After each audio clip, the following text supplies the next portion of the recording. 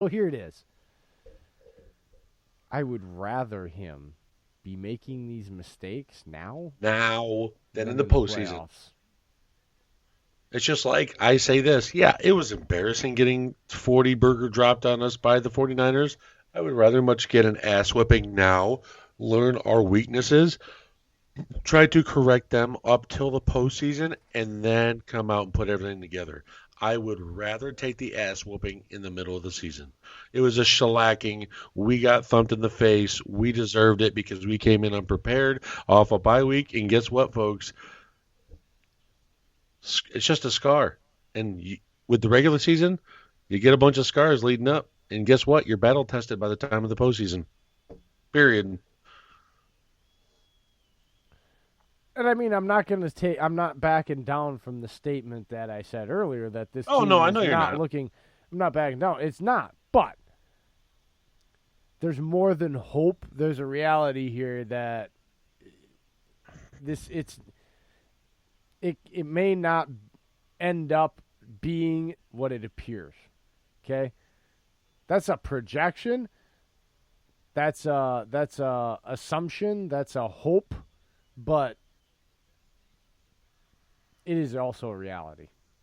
Yeah. They're making it to playoffs. I mean, I mean, last week, Cynthia Froyland on NFL Network put out all the percentages of each team. She does it each week. And there was about 5 or 6 teams that were 99%. The next team after was Green Bay. Guess what? Green Bay had 97%, and it's just going to jump up to 99% this week. It really is a fail safe. I just, I don't. And everyone brings up, oh yeah, well you guys have 3 division games coming up. I'm like, yeah, I get it. Chicago's playing good ball. Mitch is playing better. Nagy's kind of taking the training wheels off, but they also played the Lions with David Blau. They played the Cowboys, which was reeling a fall from grace. I mean, this team has so much talent, but yet they play like they're 3-13, and they play like it against the Bears. But folks, remember, Chicago is banged up coming in this game in Green Bay. Yeah, they're getting Hicks back, but they lost Raquan Smith. They still have Danny Trevathan out. The whole middle linebacker core is gone there. It's gone. So you're telling me you're going to have Nick Kwiatkowski or Kwiatkowski, whatever his name is, and Pierre Lewis come out and try and cover Aaron Jones out of the backfield? It's not happening. I don't fear Chicago, especially because Mitch is there, and we're 3-1 against Mitch. I don't fear him. the It's at home. defense normally you respect, you worry about, but it's limping Yeah, along right now. It's limping along right now. It's not. bad. It's not. I'm not disrespecting the Bears because they are a respectable franchise, and I mean, they're hurt. They're hurt. They've been beat up. They've been wore out. Yep. They've been drugged through the mud most of the season by their offense just freaking being just shit. And at this point in the season, they're wore the frick out, man. They just are. Also, I think we sat Kevin King and Tony Brown for next week. I don't think they were that hurt. I really don't. Yeah, they had an injury. I don't think they sat to. What's a I think more important game, the Washington Redskins at three or and nine, Chicago. or It's Chicago, Chicago, Minnesota? Detroit. It's all those 3 games in a row. They're division games. Chicago's at home, and then 2 away games. Yeah, of course. So, and you know what? I commend Pettin. Yeah, it was Haskins. He was banged up, but guess what? We were down our second and third string corner guys. We still held up with Jair holding on to Scary Terry, Harmon, all those guys they put him on. And then on top of that, Josh Jackson didn't look half bad today. I'll Josh give him that. Jackson didn't look bad. I was glad to hell to see him on the field, like finally. And you know what? Surprise! He didn't He did. do bad. He He didn't did get decent to beat. good. I didn't see him get beat he had that one faux pas where somebody told him there was 12 men on the field. He got to the sideline. The coaches said, "No, damn it, you're leaving us." I mean, I'm not blaming that on Josh Jackson. That was a veteran player That making a was also mistake. that was also a coaching decision too, because he had to Yes. decide which people he wanted, and Jackson got off the field. Yeah, I guess. See, I don't know how it's an illegal substitution because we see people all the time against Rodgers flush people in and out. They explain that the legal substitution because when he came back in, he didn't make it inside the numbers before the ball was snapped. Oh, That's some it's the stupid ass signification. rule. Yes. Yes. To me, if you're on the field, then you're there. If you're not, that's the whole reason to me why Rodgers gets It's the 12 another one of those penalty. dumbass rules. Like really, we can't see the stupidity of that rule right now in 2020. Like, And also, too, how many flags did we see keep Redskins drive going today, too? At least two of them I saw flags fly on multiple third and tens, third and 15s with simple holding calls. And I just felt like today's game was getting called ticky-tacky a little bit. it's one of those ticky tack crews, I think. But Yeah, you know it what? I is. want to mention this guy because I watched him a lot, and he hasn't been on the field a lot lately. But you know what? He's not, caveat, he's not doing anything stellar. Okay? He's a lunch pail guy. Sullivan, 39. Yeah, Channing. I like the kid. He's not like a world beater. He hasn't, made a bunch of pass breakups. He seems just to be in the right spot where you ask him to be. Yeah. Like he's And not same the thing with fastest Dallas, guy. remember? He's not all that. He's showing to be a good, like you said, good lunch pail rotational guy. And it's That's depth with them playing. They get that's pretty experience. that's pretty dependable. I liked what I saw from him running around the field a lot today, and the fact that he wasn't involved in a bunch of negative plays that look. Now, from again, this is all without watching, the all 22 and stuff. I from the game, watching it live, I can't say that I saw him make any mistakes where he blew a coverage or his Yeah. guy had a big play. Now, I did see him running down the field and involved in tackles off of big plays, but I don't think it was a result of anything that he was involved with his responsibility or coverage responsibility. He was just there helping clean up No, the the middle of play. the field was wide open because of Blake. He looked lost whenever it's like he was by himself. He He didn't have almost anything at to this do. point needs to be taken off the field on third downs. Yes, and literally Campbell and Burks being put in inside linebacker just for coverage purposes because they still know their zone coverages. Both have played safety. They know the responsibilities of that. Blake, how many times did we count? Blake did the one thing that I heard a couple of analysts this week say something, and it was like you're absolutely right. I think it might have been it was one of the Fox guys, and he said Was it Nick Wright? no, it was during a game. It was from last week. I was watching the replay, and he was saying, "Look, all zone coverages at some Oh, it must point." have been Daryl Johnston.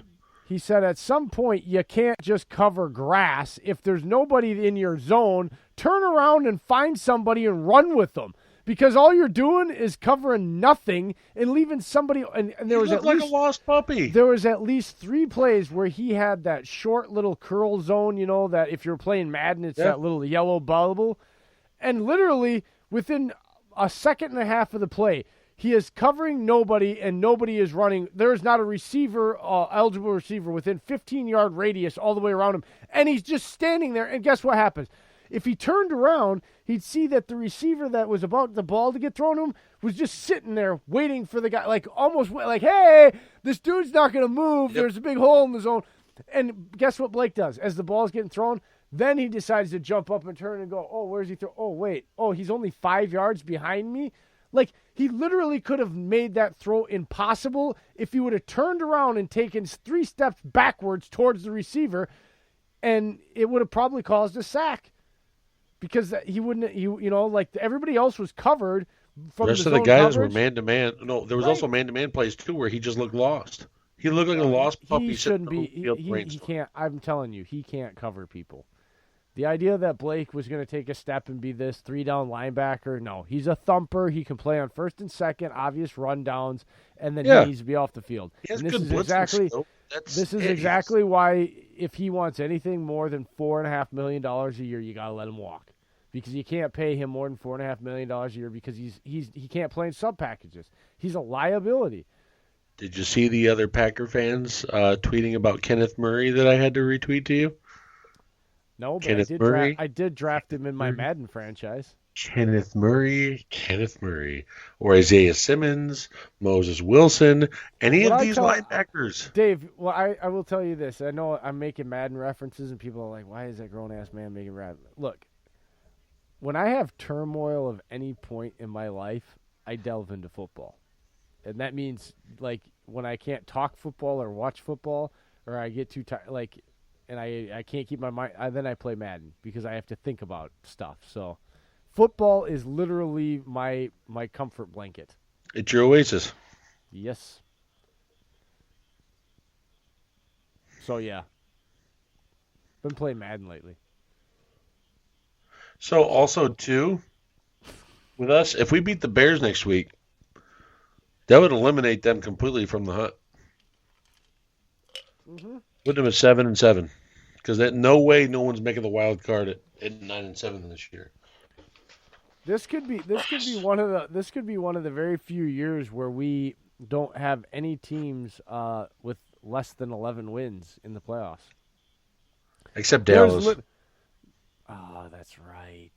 The NFC East. I keep forgetting about them. So right now, with the losses and the wins today that happened, you have San Fran, who's number 1 with 11-2, that put on a hell of a show in New Orleans. That's a hard building to win. And with 53 seconds left, 3 timeouts, George Kittle, you are the man. I love him. God, look, damn. I lost my fantasy matchup, but he was the one stud on my fantasy team. Besides the Packers D, who, by the way, scored 15 points, I believe. No, Kittle is a different breed of player. He reminds me of a young Gronk. When he first got to New England, Kittle is that type of guy. He's a top run blocker. He's a pass catcher. And he has sneaky good speed. He is it's ridiculous. Way more fast, though, than you would think he is. I can't believe how he moves, man. And he's a long strider. That's what it is. His long strides are able to get him going. He's got those long strides. Oof. And then, okay, hey, number 2. Shout out to Jimmy G, too, by the way, who had, like, you want to talk about being stood in the today? pocket and got pelted just as well. He did a very good job today. Very good job. To go toe-to-toe with Drew Brees and throw 5 touchdowns in that building, you did a good job, Jimmy. And you know what? Yeah, but you know what?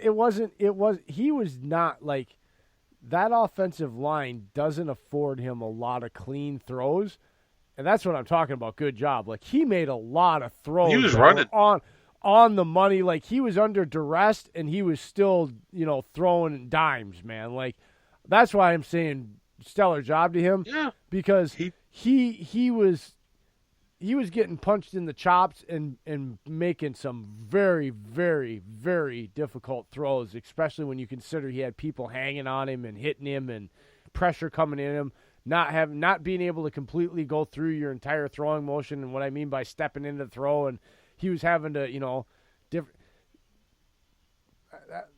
he did well today. Well, I mean, the fact that, his own line was crap, and he basically had to extend plays over and over and over again. He was getting pelted by guys like Cameron Jordan and Marcus Davenport, who are not the smallest guys. So, I mean, Jimmy G killed it. And you know what? Everyone keeps saying, he's not consistent. Who cares? He keeps winning. I mean, he lost to Baltimore last week, but Baltimore is also one of the teams. Okay. It's enough with this kid. It's enough. Was Drew Brees consistent really today? Like, that's why they lost. He had some bad throws. Did Aaron Rodgers look consistent today? Hell, did Tom Brady look consistent today? Can we stop with this BS? Jimmy G is at, 24 games now he started in his career? And he's only lost maybe, 4 of them? 5? That's it. Yeah, Jesus. He's winning. And just to think what the 49ers could have been. what quarterback have we seen this year? Do you realize that Aaron Rodgers has the best touchdown to interception ratio going into this week?